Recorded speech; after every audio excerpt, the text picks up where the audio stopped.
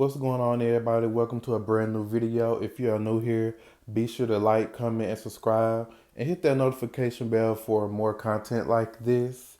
And I know it's been a minute since I put out a video. Thank y'all for running me up in the views, the shares, the comments in my last video. And just thank you for supporting my channel and everything that I'm doing over here. So let's get into it. I want to talk about a story that's been circulating recently, but more importantly, I want to talk about the bigger conversation behind it. This isn't about shock value or tearing someone down. This is about power, boundaries, and accountability, and why those things matter. Let's get into it. According to reporting from NPR and the Associated Press, former University of Michigan football coach Sherrone Moore has been charged with multiple crimes, including felony, home invasion, and stalking. Prosecutors allege that Moore forcibly entered the apartment of a woman he had previously been in a relationship with, a woman who reportedly worked as his assistant. The Associated Press reports that Moore allegedly barged his way into her apartment after the relationship ended.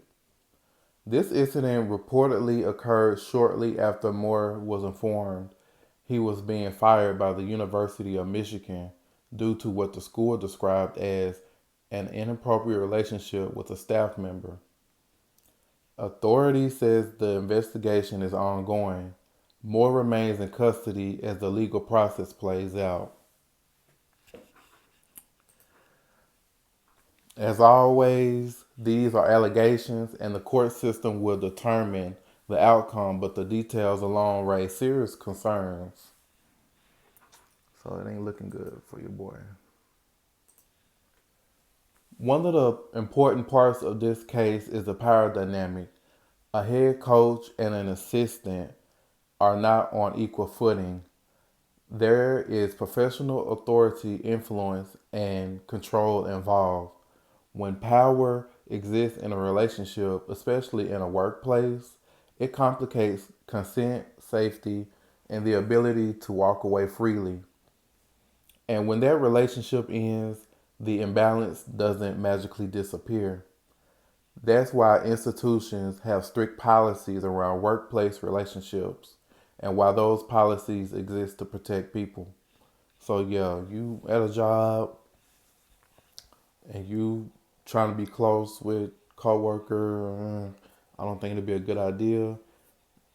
I know for me, I'm never trying to cross no lines like that, no boundaries like that. So yeah, I'm strictly about work related stuff. I'm not trying to fraternize and do no extra stuff. And yeah, I'm not trying to get caught up in no stuff like that. So that's just me. Hopefully everybody out there be on the same page when it comes to work. I'm about my money, my check. I ain't buying nothing else. I'm just being real. So yeah. According to police reports referenced by NPR, the woman told authorities that she had been stalked for months following the end of the relationship. Stalking isn't about love, it's about control. It often starts quietly, checking in too much, refusing to accept boundaries, and escalates when those boundaries aren't respected.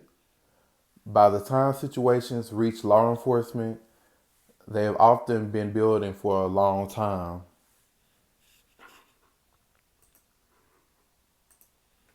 The reports also mentioned that Moore was considered suicidal during the incident and that officers responded to concerns about his mental state. Mental health struggles deserve compassion. That matters. Two things can be true at the same time. Someone can be struggling mentally and someone else can still be harmed. Mental health should never be used to excuse behavior that crosses legal or personal boundaries. And that is so true. You should not be making excuses for none of that. This situation also raises questions about institutional responsibility.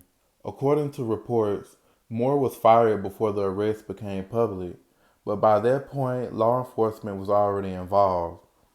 Universities, workplaces, and organizations have a responsibility to act early before situations escalate to this level. Power comes with responsibility, leadership demands accountability.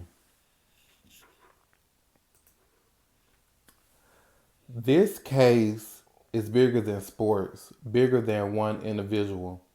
It's about how power is handled, how boundaries are respected or ignored, and how silence can allow situations to grow more dangerous. Accountability isn't cancel culture, boundaries aren't attacks, and consequences aren't persecution.